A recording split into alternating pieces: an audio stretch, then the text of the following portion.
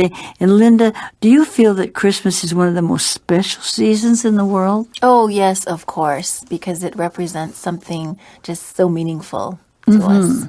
And, wherever you are in the world at this time of year, you hear Christmas music, and it's been playing all week, actually, hasn't it? Right.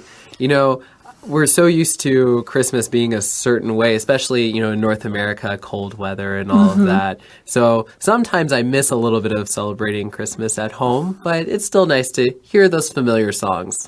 Right. Well, our article is on page 36 and 37, starting today on page 36, and it's entitled The Christmas Radiance. The radiance has a lot of different meanings and feelings, don't you think, Joe? Right. And so when we have this word radiance, we think of, light. And if you think of its adjective form, someone looks radiant. They're glowing. They have this light almost coming off of them. And Christmas kind of shines hope, which is part of the radiance of Christmas. Hope and joy and love, doesn't it? Exactly. Yeah. So we feel those things during Christmas time. So we hope you get the Christmas spirit as we study this together. And we're going to give you some background and things that happened. And we're going to be unpacking the past to move forward to the future. So we're going to look a little bit at the situation at the time it happened. Right. And so unpacking the past just means we're going back and explaining that very first Christmas story. So we're going to get started on that now on page 36, and let's read the very first paragraph down through line 10.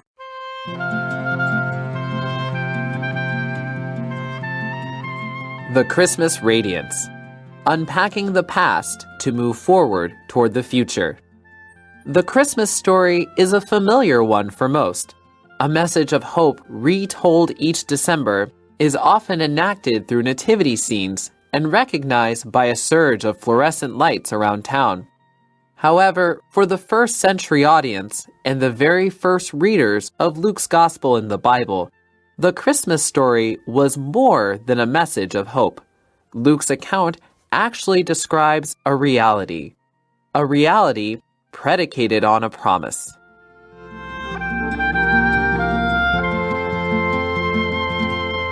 Well, the Christmas story is really a familiar one for most people because it's celebrated all over the world, isn't it? It is. I mean, just the meaning of Christmas and how it came to be.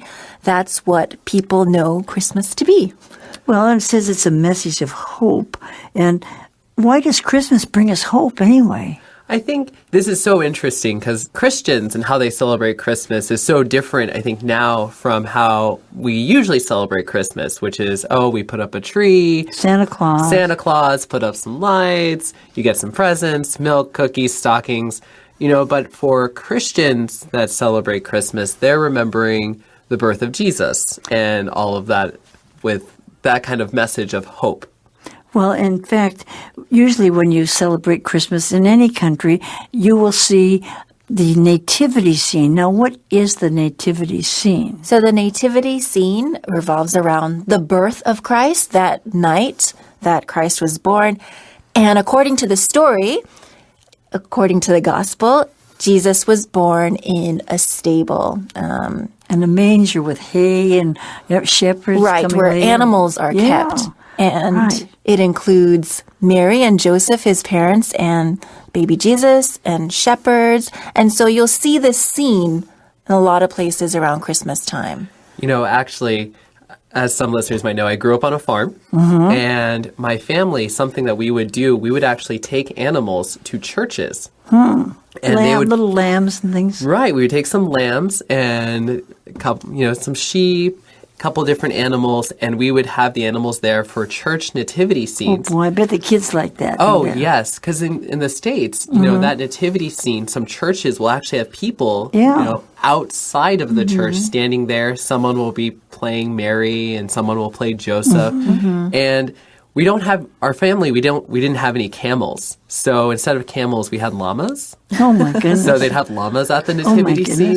A little different. Sounds like South America to me. Yeah. Would it turn into a petting zoo for the children? Yeah. So it was really funny. Normally, kids, they want to do other fun things for Christmas Eve, but when they would find out, their church is having real animals, all of a sudden, all the little boys and girls want to be shepherds and be with the real sheep. Wow. So the nativity scene is quite well known, and you see it in pictures and in store shop windows and Christmas cards and everything, don't you? Yeah. Right. It's a very familiar scene, even if you aren't Christian, you kind of see that, you sort of know what's going on. Well, see, the word Christmas is from Christ Mass, which is the birth of Christ. Christmas. So Christmas is really Jesus' birthday unto earth. Right. See, so that's what it is. We're celebrating a birthday. That's right. And so the first readers that read this, now in the Bible, they're divided into different sections that God told people to write. One of them was Luke's gospel. That's one of the stories of Christmas. And there was more than a message of hope. It says that Luke's account really describes kind of a reality. Now that's kind of hard to understand. This reality was predicated on a promise. Right. So talking about why are we saying it's a reality? Oh, that sounds a little strange. Part of it's because this is a story that happened a long time ago. And so for many people, it comes across as, that's just a fun story about someone being born and some animals and a star. Yeah. It seems like it's just a story. But what's that got to do with the promise then? So what that has to do with is, promising hope. For those first readers, that was a real situation. That was a real thing that happened and a real promise that they could have. Right. It wasn't just a story or a nice little fairy tale. It was something real. Well, and, they had, to the Jewish people, they said that soon that a Savior would come to help them, would come down to the world, and they were waiting for that person. So this was the promise, and this was the one that was promised by God that was going to come. So that was kind of where the promise comes in. Right, and so it's a reality predicated on a promise. Okay, well, let's read more about the original one when it started. Let's take the next section.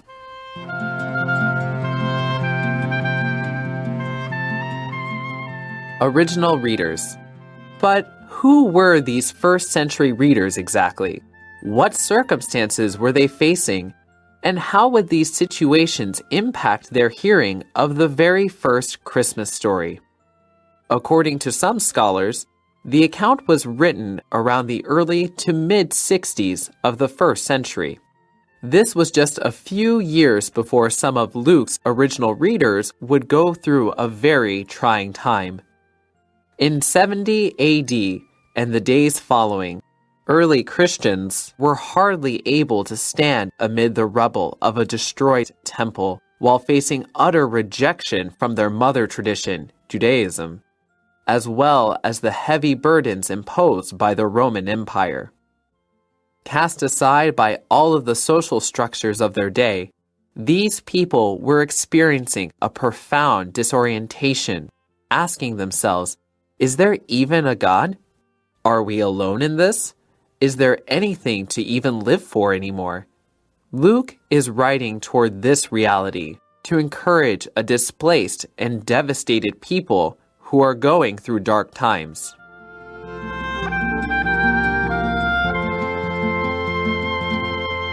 Now, of course, the Christmas story was recorded. It was written down so that people could read about it. It's like something that happened in history. And so the first people that started to read about it after it happened, they were in difficult times at that time. And so when they heard this story, how did they feel about it? Can you tell us more about that? Right. And so Zach, this author here, one of our teachers, he's talking about how the people at the time, the people who would be reading this story, they were falling on hard times. They were encountering really difficult situations. And so having this story of hope and reading about the birth of Christ is something that could inspire them and give them hope to keep going. Right. It's been a long time now, but it says in 70 AD. What does that mean to us? It's 70 Anno Domino. That's what the AD stands for. After Christ was Right. born then. After Christ's birth. And these early Christians were going through a lot of persecution. They were facing a lot of troubles. And, they were rejected by their mother tradition or their mother religion, Judaism. And they were also being persecuted by the Roman Empire. So they had a lot to deal with. Right. And, persecution is a very difficult thing, and it's usually some group hurting another group because of their beliefs or how they identify. Right. And at that time, of course, some of the people that didn't believe in Christianity, they had destroyed the temple. And then some other people, like the regular Jewish people, we call those are the traditional ones, the mother tradition of Judaism, they said, well, Christ is supposed to come down, Jesus will be our Savior, and they thought he would come down like a king and be born in a palace. And so they that can't be, Jesus can't be the one that came down from God because he wouldn't be born in a manger. So some of them didn't believe it either. So even in the first years, people expected someone to come and help them, but they thought he would be born in a palace, didn't they? Right. And so it's such a different kind of expectation. And so you see early Christians just had a really difficult time, both from other Jewish people as well as even the Roman Empire. Right. And so all these social structures of the day of the kind of people who believed that Jesus came from heaven and those that didn't, and the people that didn't believe anything, some people say, is there even a God? Well, it was kind of a confusing time for this story to be told by the first people that heard it. And so for them, they have all these questions, and having Luke writing about this story of hope and kind of giving guidance to those first Christians. And so when Luke wrote this story, he's writing towards this reality that he wants to encourage everybody and say, don't worry about it. Things are hard now, but Jesus came down to bring peace to the world and bring love. So just believe in that. And he was trying to give them that feeling at the very beginning when they first heard about the story of Jesus. Right. And the questions that he poses here, is there even a God? Are we alone in this? Is there anything to even live for? Those are questions that people ask themselves today. So it is still very valid. This story is very valid for modern times. Actually, I think a lot of times, we have kind of classic Christmas movies. I know this is a little bit off topic, but I think of some classic Christmas movies where you have people learn about Christmas hope at a very dark time. Yeah, that's true, yeah. You'll have a main character who's they've lost their job, things are going badly, but then they have sort of that Christmas spirit that we were talking about earlier, or they learn about Christmas and learn about Christ and experience hope. Of course, whenever a baby is born, it's exciting and everything, but this baby that was born was supposed to be called Jesus, and he was bringing hope for the whole world, not just for one family.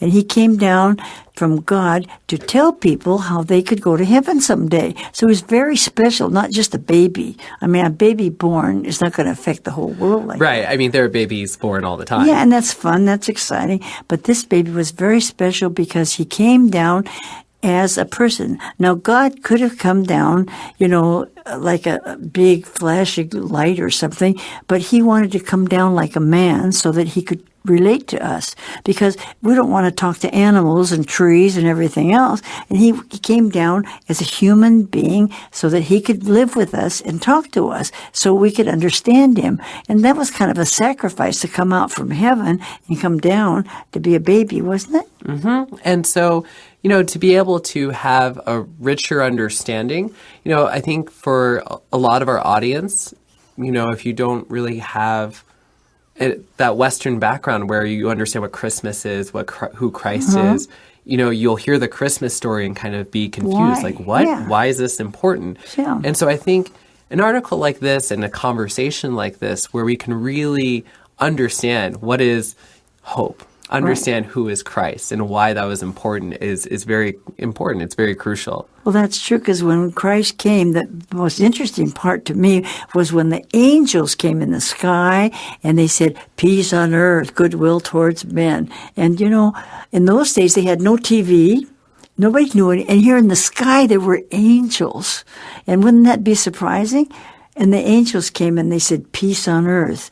Jesus came to bring peace. And everybody wants peace, don't they? Mm-hmm. And, we have so many Christmas songs about that, right? Like I think of Hark the Herald Angels Sing. Right. That kind of music that sort of tells the story of Christmas. That's true, yeah. Yeah, well, it wouldn't hurt to have just a little bit of a Christmas song, don't you think? Is it the day before Christmas? Oh, yeah, definitely. Christmas yeah. Eve.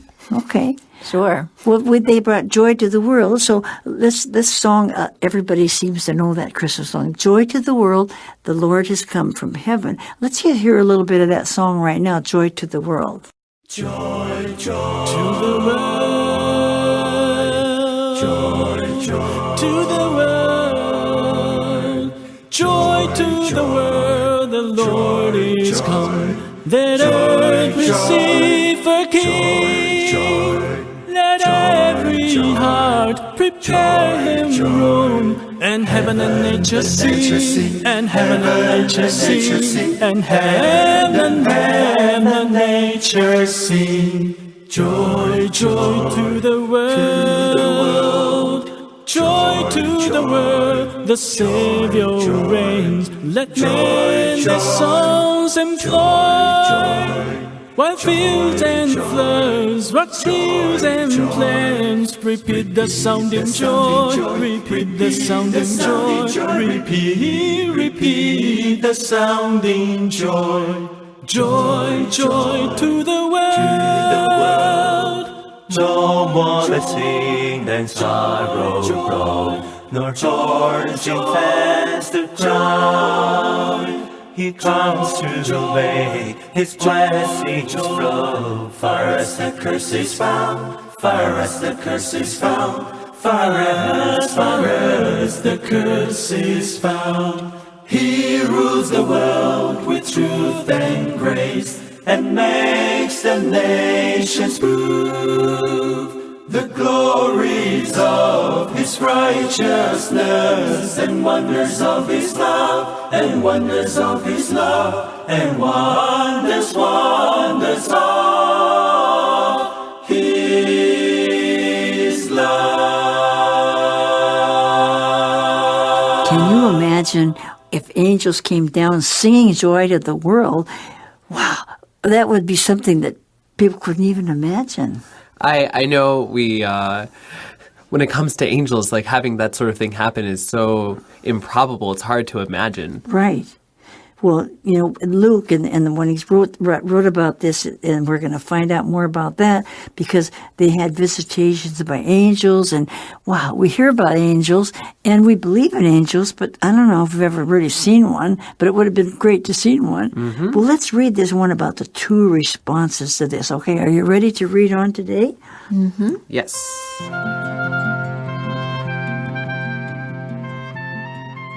Two responses. Luke opens with two visitations by an angel named Gabriel, and is followed by two distinct responses to his message. First, Gabriel comes to a priest named Zechariah, and then he visits Mary. While Zechariah insists on figuring out the logistics of Gabriel's promise, Mary takes the angel's words to heart and believes them. Upon receiving the news of her pregnancy, Mary says yes to God's promise in spite of the potential societal pressure and shame, or even death, she could face for being pregnant before marriage. Luke's first-century readership can identify with Mary's predicament. Can they, like Mary, believe God's promises are true and find equanimity in a time where chaos and scarcity rule?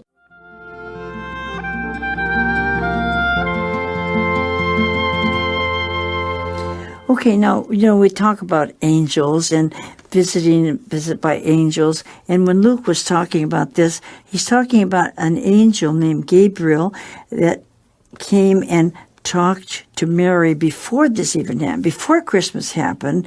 And would you tell us a little bit about that visit? We're not talking about the angels that sang in the sky. We're talking about this angel that came down before the baby was born. Right. And so angels here in the Bible, they bring messages from God to other people. And so here what we're talking about in this section is Gabriel, the angel of God, going to two different people with a particular message. And we have two sidebars with some scripture where if you want to learn more about that particular message, you can kind of read through that and understand. But basically, Gabriel goes to these two people and says to them, you will be having a child. And this child will be very important for what God wants to do, which is bring hope to the earth. Okay. And they're two different people, and the names are certainly what we call Old Testament names. They're kind of old Jewish names. I mean, I don't know anybody today called Zechariah. Do you? Zechariah, no. I know Zachary. Yeah, there's a lot of Mary. There's a lot of Marys. There are a lot of Marys. Not too many people. Well, we know somebody called Zach, but not Zechariah, right? But not Zechariah. Okay. But anyway, that's the name of this person. And that was a very, very interesting story. It doesn't have too much to do with this story right now, but it does talk about an angel going down to tell somebody that they're going to have a baby. Isn't that right? Right. And so here the emphasis on, many of us have heard of Mary, and you'll sometimes hear her referred to as the Virgin Mary. Yeah.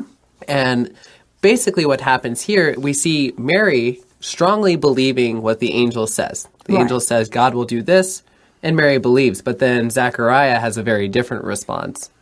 Right, and that's kind of something that happened before, so we won't go into that too much now. You can go ahead and read it yourself if you want to. But the whole thing is that when Mary heard, when the angel said that you are going to have this baby, but it will not be from your husband, it will be from God from heaven, well, this would be kind of hard to understand, but Mary said, okay, if an angel tells me that, and she believed it. Now, that wasn't very easy, was it? No, not at all. No, she was very trusting. Yeah, because her faith was so strong, and that is why God chose her, because she had this very strong faith. And she was also innocent. There's a certain amount of innocence. Right. She's not married yet. They promised to get married, and she has not had sex with anybody yet, but God says his son is going to be the one that's going to be the father. And so that's kind of hard for people to believe. People would laugh at her and they would say, oh, come on, that's not true. Because it doesn't make sense to us. Right? Scientifically, that's impossible. Sounds like a fairy story, doesn't it? Right. So it took a lot of faith for her to believe that immediately. But God wanted Jesus to be born as a person so that they could understand how people felt and be part of their lives. And that's what's so wonderful about God. Most gods don't want to live with people, but Jesus came down to be like us so he could live. That was wonderful. Right, and not coming down like a king or a royalty or a ruler, but just as a common person. And so Mary says, okay, she was willing to do this and everything. And even though in the society they would not accept that at any time, really, and she could even be in danger because if she's pregnant before she's married, sometimes they would stone people like that. Absolutely. And, the thing is, if you take time to read this story, I totally encourage people to read Luke's story of Christ's birth. You'll see that even her husband, Joseph, I'm Joe, but Joseph had thought about divorcing her because it was so scandalous. Well, of course. Look at your wife, and you're not married yet, see? So that's kind of hard for people to understand, but that's the way God had to plan it like that. And this Luke's first century readership, the people that first read this, they could understand, that must have been hard. And even today, as we read it, we can understand it wasn't hard. It wasn't easy anytime. Right. And so we can sometimes, identify with those difficult situations. Mm-hmm. And so that was her predicament, which means that was her difficult situation that she was in, right? Right, exactly. And there's some other good words to explain here. What else can we explain? Yes. So Mary believed God's promises were true and that she could find equanimity. So now that's a good word. It's kind of a hard word. Yeah, it is a little hard. We don't use that every day, but just what does it means mean? Calmness and self-control. Okay. In a time where chaos and scarcity rule. Okay, chaos, of course, just means a difficult political time, but scarcity means people were poor too, weren't they? Right, they were lacking in many things, in resources. Maybe there, wasn't enough food, there wasn't enough fertile land, or, things that they needed. Well, this is just kind of setting the scene for us of what it was like.